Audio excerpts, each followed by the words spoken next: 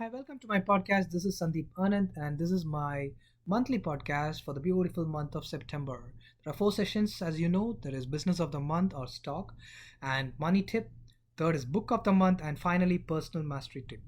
So, first one is Stock of the Month or Business of the Month, which is definitely the company in news for a lot of great reasons. It's none other than the largest company in the world, which is Apple. Now, in Forrest Gump's word, it is the fruit company.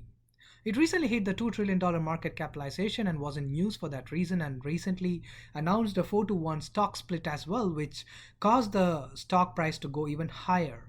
Now, stock split really means nothing to value investors, and it stands at the same point. But from an optical standpoint, it just indicates that the stock price has gone cheaper because most of the people in the markets look at assessing the stock if it's pricey or cheap by looking at the stock price and not looking at the holistic value of the company. Now, it was a masterstroke move by the CFO Luca Mastri, especially in the world of Robinhood young traders who are millennial traders who are trading in and out. Now, Apple brought in a record Q3 revenue of $59.7 billion. It's a record growth for them, and net profit of $11.25 billion. And, it was around 10 to 11% they grew by, primarily driven by services subscription and devices growth. I mean, a lot of devices has been have been brought by people due to the lockdown and other things, and with 5G still in infancy stage, this stock remains the apple of the eye for shareholders. But honestly, if you ask me, I never bought Apple's shares primarily because it is not a high flyer growth. It's the largest company in the world. There is only so much it can grow with such a base. It can grow at 10, 11 percentage. But the beauty of Apple's stock price appreciation over the last 4 5 years has to be given to their CFO, the Luca Mastri. He has instrumented beautifully the share buyback in such a way that the earnings growth and the PE expansion plus the share buyback, all three put together, caused the share to multiply manyfold. Anyway, Apple is a great company and their products are amazing. There are always conflicting opinions, but I like Apple as a company but not as a share. Now, next is money tip. Free your income. What does that mean? So, you need to free up your income in such a way that there is no burden on you. So, how do you do that? Have you ever noticed that as soon as you get your income, a list of debt suckers robs off your income? What are these debt suckers?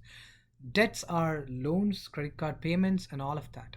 The fastest way to pay off debt is with a method called debt snowball method.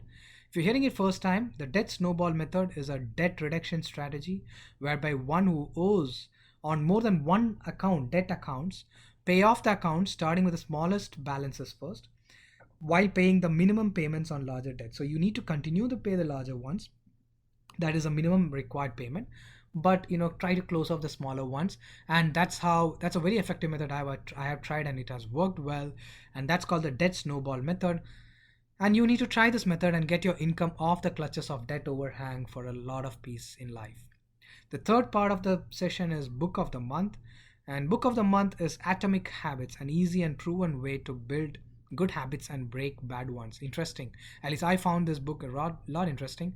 If you haven't picked this one, try reading that. It can really transform lives by getting, it's like, how to transform life by getting 1% better every day. It's basically leveraging the power of compounding.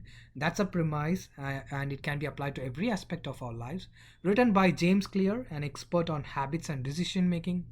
This book hands down clears the wrong perception that most people have that to transform lives, we need to take big steps, which is really not the case. Simple steps done consistently over a long period of time with discipline can make phenomenal differences in one's life in every aspect of life.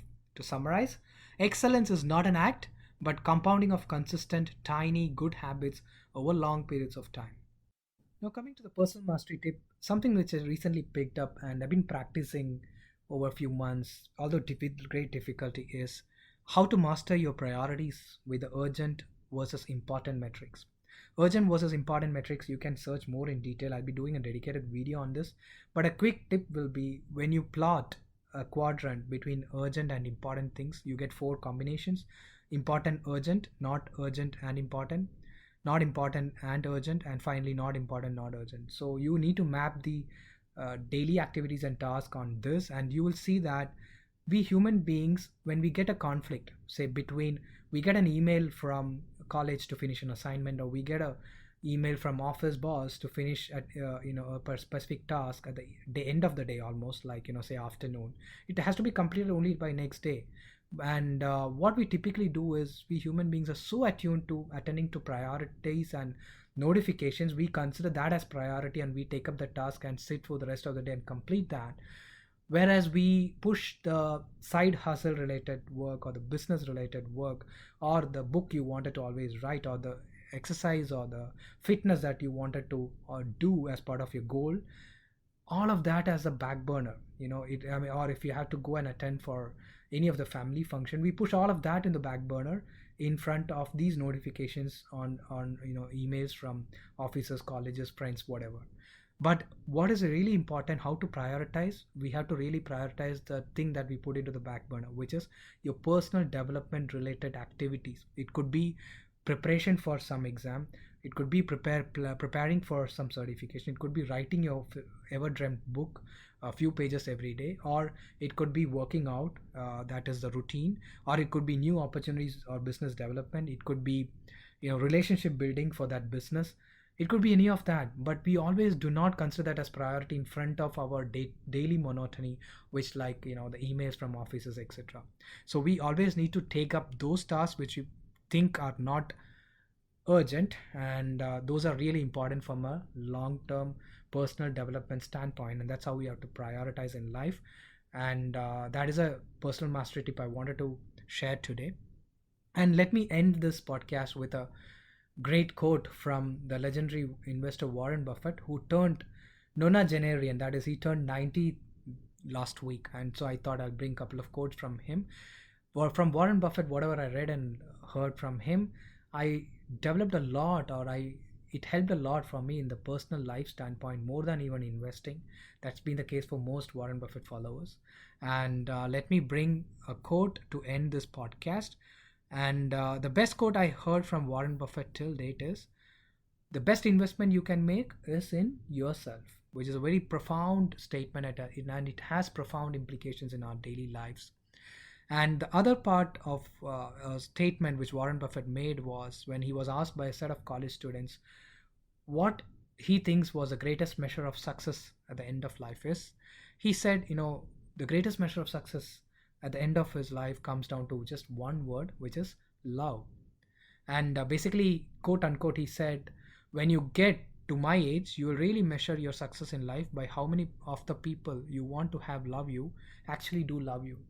And he says, money can't buy love, money can buy most of the other things.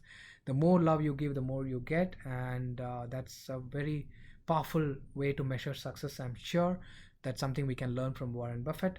And with that positive note, let me end this podcast. Thanks for staying till there, and see you again in the month of October. Take care.